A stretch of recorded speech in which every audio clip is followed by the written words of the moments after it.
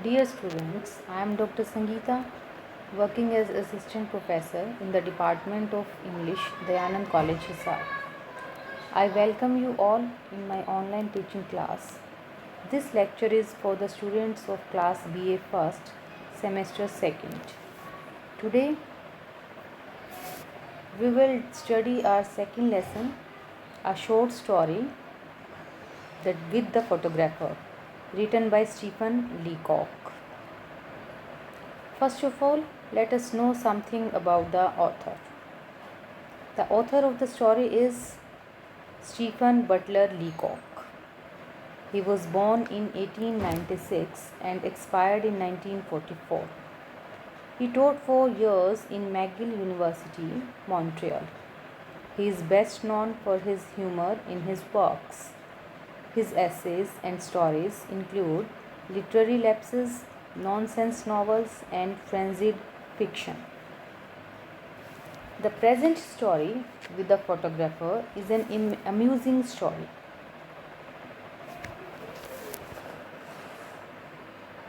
This story is full of humor from the beginning to the end.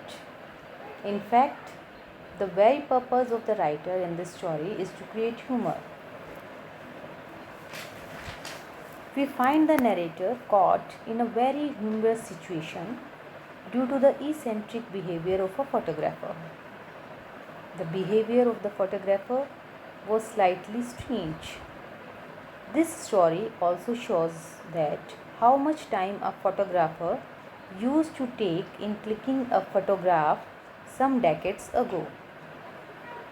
And it was not like the present days in which you have Android or mobile phones in your hands and you can within a fraction of seconds you can click a photograph or take a selfie and look at it. So in those times it used to be an arduous task. In this story, the narrator, who is the writer and also the author of the story himself, he narrates a simple, ordinary incident when he visits the studio of a photographer to get his photograph clicked, and how the photographer, on the pretension of creativity, exaggerates real features of the narrator's face. So, let us start the text. I want my photograph taken. I said. I here is the narrator or the writer himself. I want my photograph taken, I said. The narrator visits a studio, a photographer's studio, and there he asks the photographer that he had come, the purpose of his visit is to get a photograph. The photographer looked at me without enthusiasm. The writer says that the photographer looked towards the writer and he didn't show any sign of enthusiasm, any sign of emotions on his face or in his behavior. Now, the narrator describes the external personality or the physical appearance of the photographer. He was a thin man in a grey suit. He was a thin man and he wore a grey suit. When with the dim eyes of a natural scientist, and the eyes of the scientist, the eyes of the photographer were like that of a natural scientist. He looked like a real scientist, and the eyes were drooping, they were dim, they were not having any, there were not any kind of sparkle in those eyes. So the photographer was having an ordinary look, but there is no need to describe him. The narrator says that there is no need of describing this photographer, Everybody knows what a photographer is like, because he wants to see that in those days everybody used to pay a visit in the studio for his or her photograph to be taken. So everybody knew at that time that how what is the appearance of a photographer, how does a photographer look like. Sit there, he said,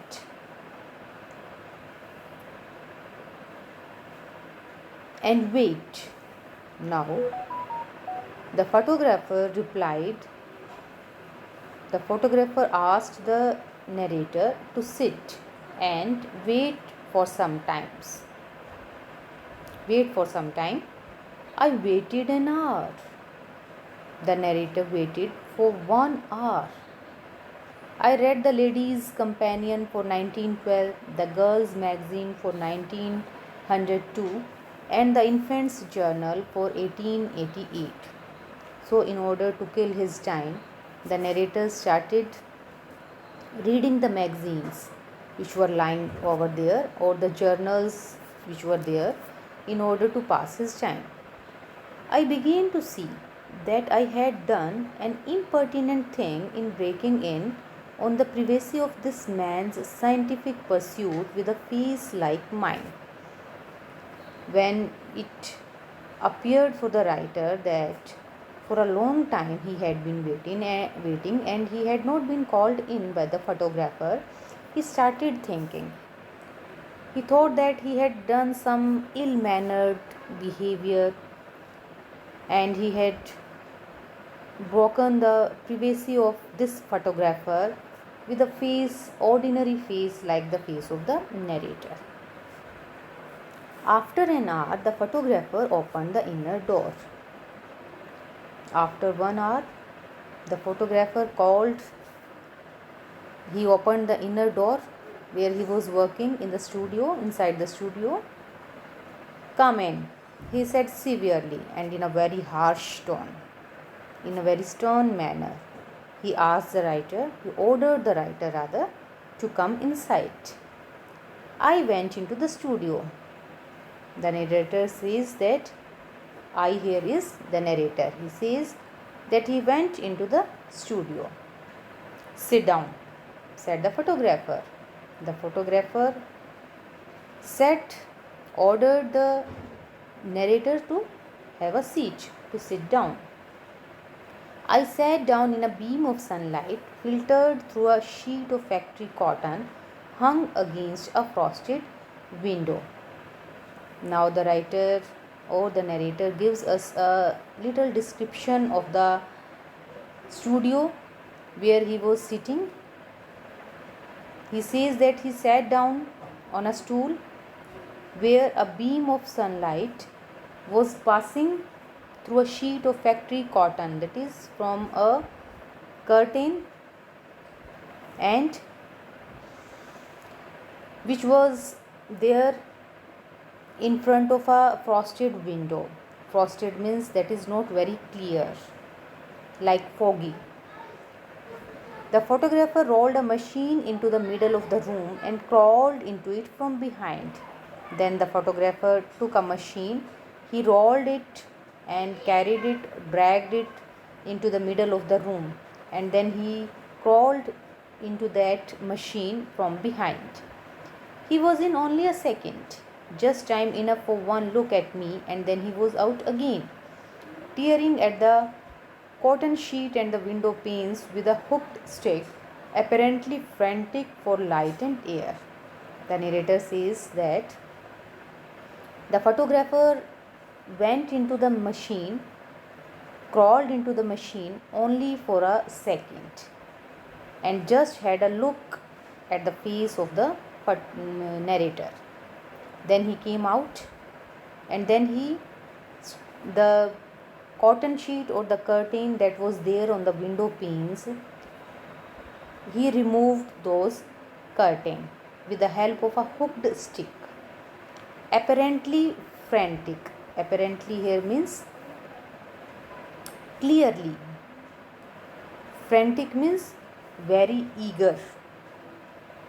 from his behavior, from the behavior of the photographer, it was clear that he was very eager to get light and air.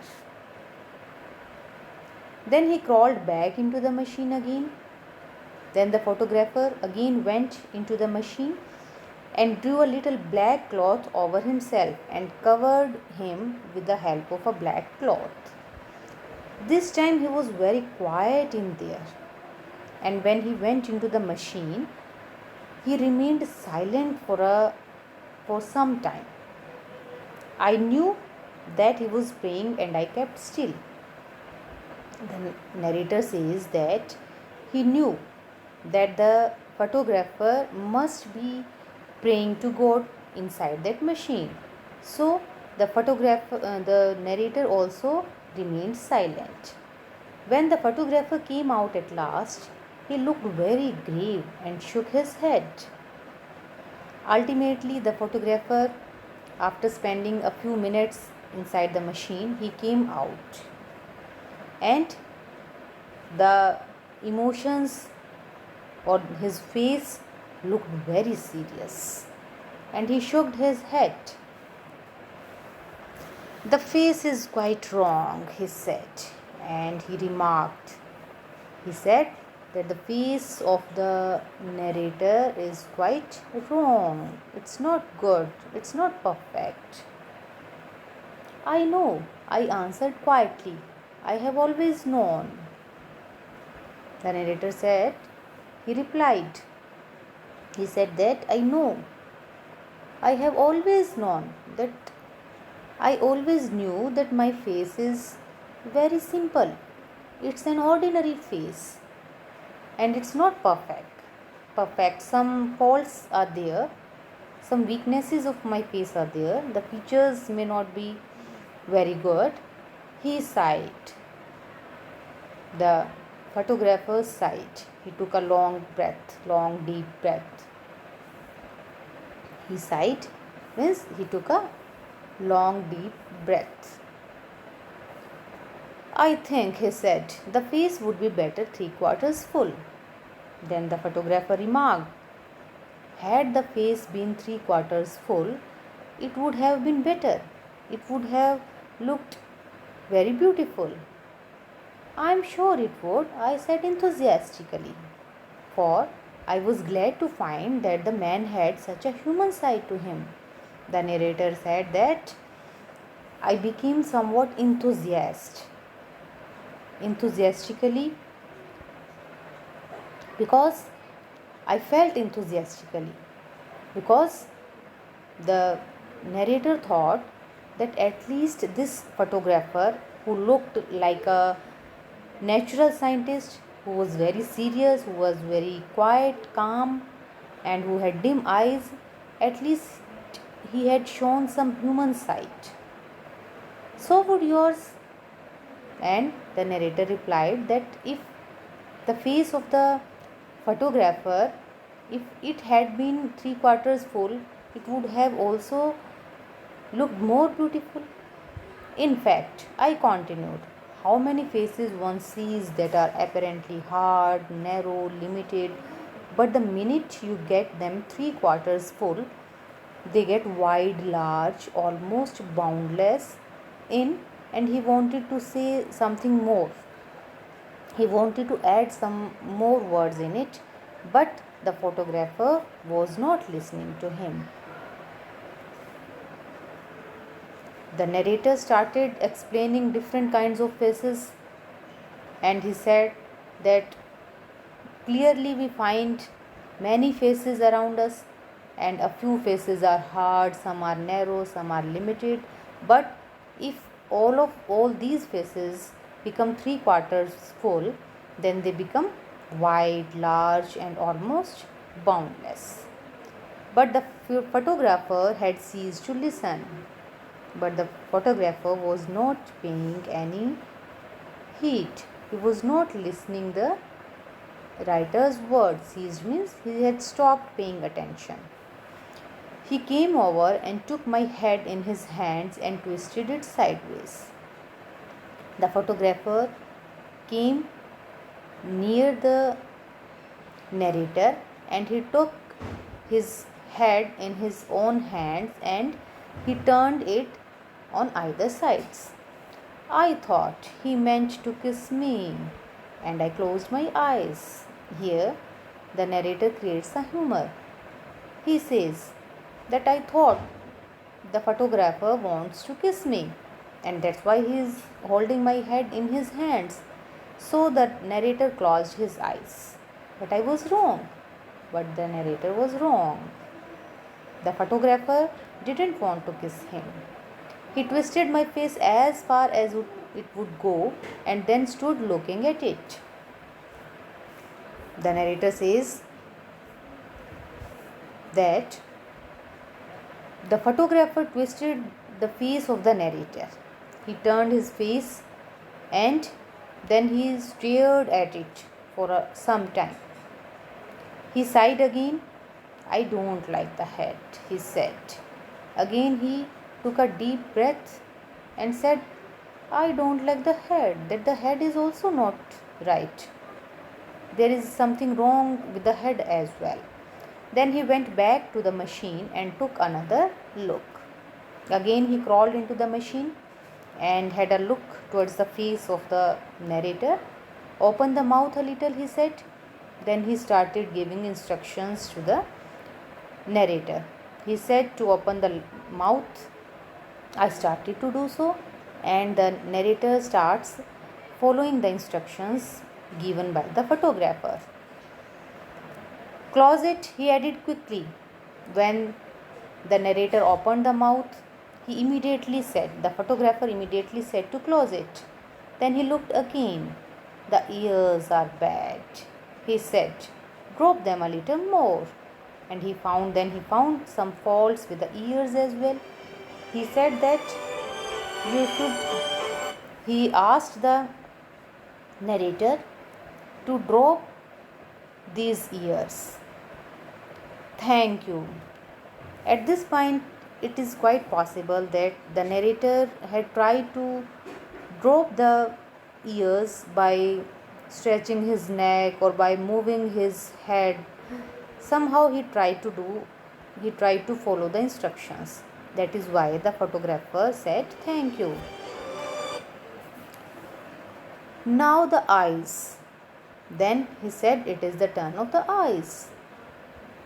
Roll them in under the eyelids. Again he was giving instructions to roll the eyes under the eyelids.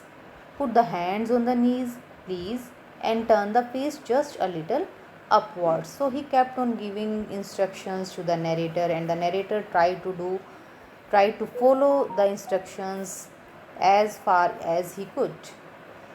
Yes, that's better. Now just expand the lungs.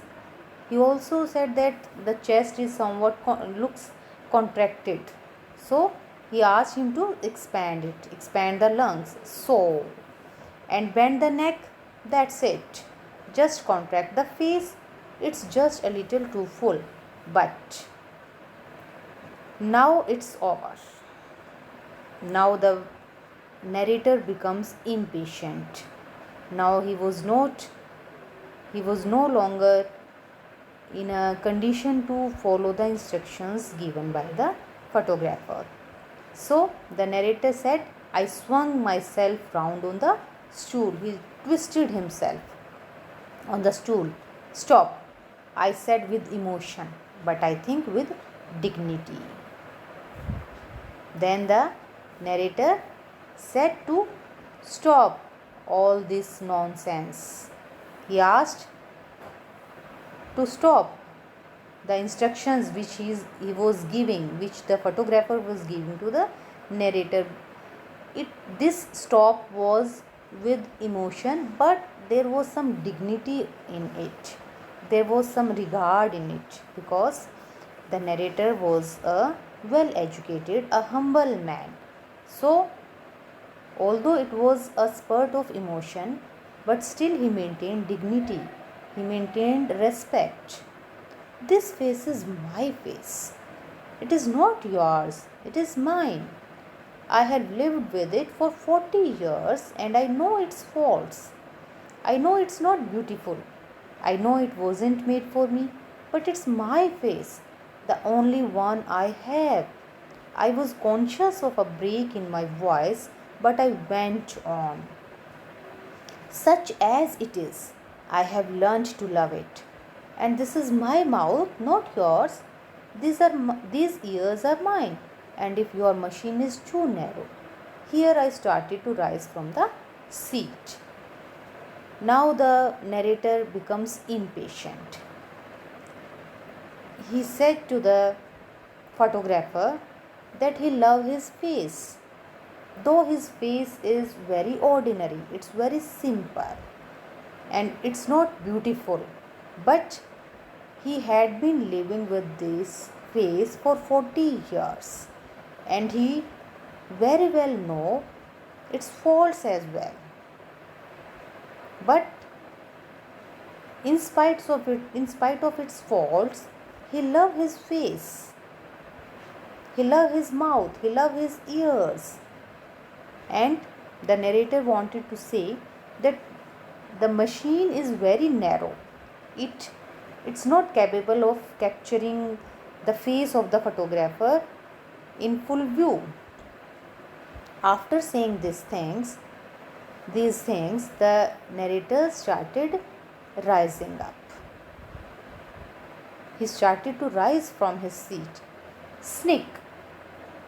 Only at that moment, just at that moment, a sound came of clicking the photograph. Snick! The photographer had pulled the string. Only at that moment, when the narrator started to rise from his seat, the photographer had pulled the string which was there in the machine, which might be used for clicking the photograph. The photograph was taken. At that moment, the photograph was taken. I could see the machine still shaking from the shock. The narrator says that he found that the machine was still shaking, it was vibrating, it was quivering because pulling the string tightly. I think, said the photographer with a pleased smile. Now here I is, I think. Here this I is for photographer. The photographer said with a broad smile on his face that I caught the features just in a moment of animation. He said that it was a perfect click. And he took the photograph just in a moment of animation. Here, animation means when the face of the writer was having very nice expressions, lively expressions, full of vigor, full of strength, full of enthusiasm. So here animation means full of vigor. He said that he caught the feature just in a moment of animation. So I said bitingly, features? You did not think I could animate them, I suppose. But the narrator was not happy with this remark of the photographer. He said that he was somewhat feeling bitter. A feeling of bitterness was there. He said, you are talking about features? Don't you think that I could animate them in a normal condition?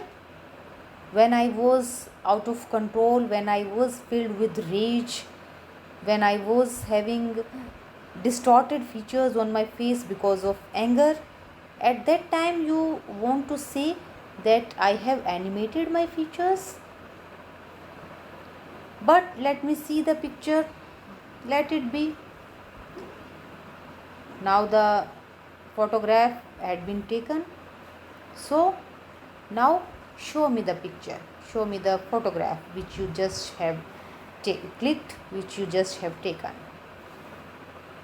Oh, there's nothing to see yet, he said. The photographer remarked that this picture, this photograph is not ready yet. There is nothing in this machine that you can see. I have to develop the negative first. First of all, I have to develop the negative. It's not ready now. Come back on Saturday and I'll let you see a proof of it. Then the photographer asked the narrator to come back on Saturday. He will try to get the proof from that negative, and he would then show that picture to the narrator. So with this, the narrator went away. And then the photographer was happy that he took the photograph at very right moment. So the rest of the lecture we will continue in another video. Thank you.